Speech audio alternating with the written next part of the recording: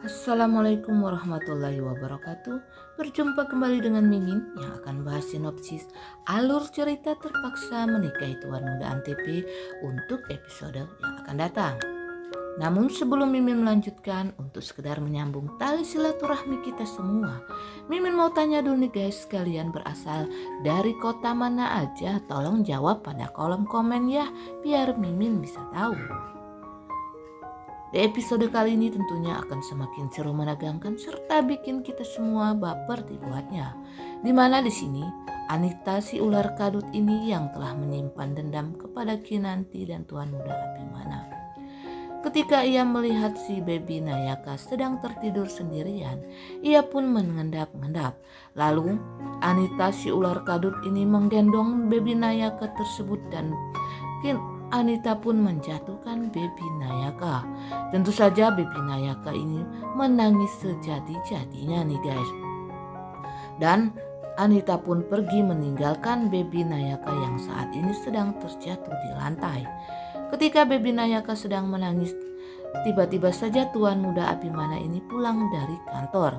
Ketika ia mendengar suara Baby Nayaka, Tuan Muda Abimana langsung panik dan masuk ke kamarnya dan melihat Baby Nayaka yang saat ini sedang tertidur di lantai dan menangis. Tentu saja di sini Tuan Muda Abimana sangat panik dan langsung menggendong Baby Nayaka.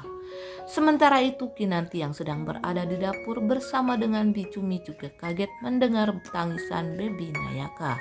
Kinanti bersama dengan Bicumi pun langsung lari menuju kamarnya Baby Nayaka. Akan tetapi saat itu ketika Kinanti sedang menuju kamar Baby Nayaka, ia bertemu dengan Tuan Muda Abimana yang saat ini sedang menggendong Baby Nayaka. Tentu saja Tuan Muda Abimana yang melihat Baby Nayaka terjatuh di lantai dan menangis ini pun langsung marah kepada Kinanti.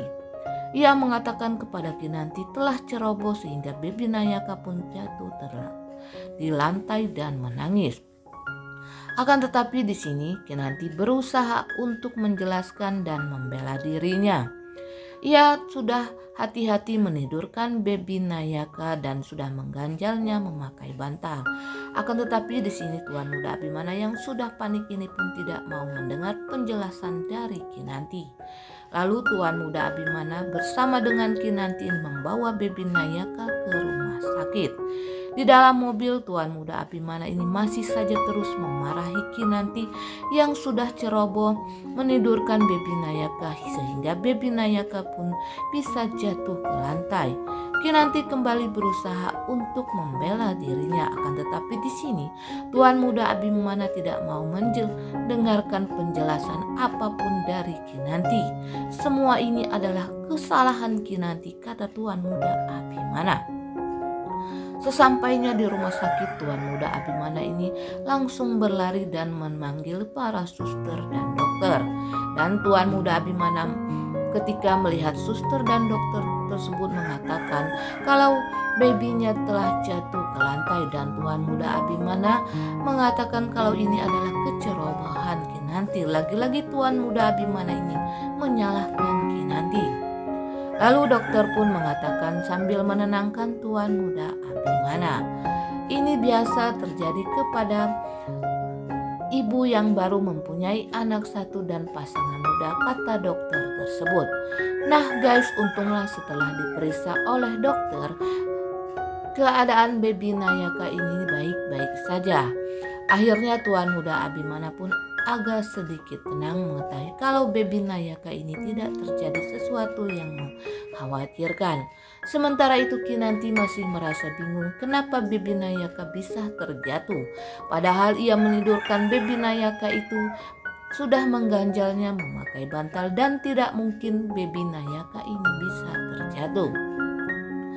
Setelah di scene berikutnya, Baby Nayaka pun akhirnya dibawa kembali pulang ke rumah. Saat itu Kinanti yang kembali menidurkan Baby Nayaka yang saat ini sedang tertidur lelap. Ia kembali menangis dan berpikir siapa yang telah melakukan kejahatan ini.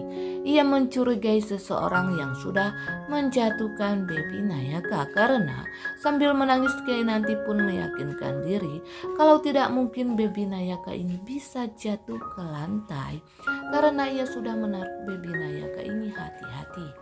Akhirnya Kinanti pun meletakkan Baby Nayaka kembali di dalam keranjang agar Baby Nayaka itu tidak jatuh kembali nih guys. Sementara itu di scene berikutnya, Anna yang melihat Reno yang akan pergi ke suatu tempat ini pun merasa curiga kembali kepada Reno yang ia ketahui sudah berselingkuh dengan Natasha. Dan akhirnya Anna pun menemui Natasha di sebuah kafe. Di sini Anna memperingatkan kepada Nasya agar Natasha ini menjauhi suaminya. Akan tetapi rupanya Natasha ini ngelawan juga ya guys. Ia tidak ingin berpisah dengan Reno. Dan ia pun mengatakan kalau bukan dirinya lah yang telah mendekati Reno, akan tetapi di sini Reno lah yang telah mendahului untuk merayu dirinya, dan dia pun tidak akan mundur meski Anna sudah meminta kepada Natasha. Tentu saja di sini Anna sangat murka kepada Natasha. Ia marah sekali kepada Natasha yang tidak mau melepaskan Reno suaminya.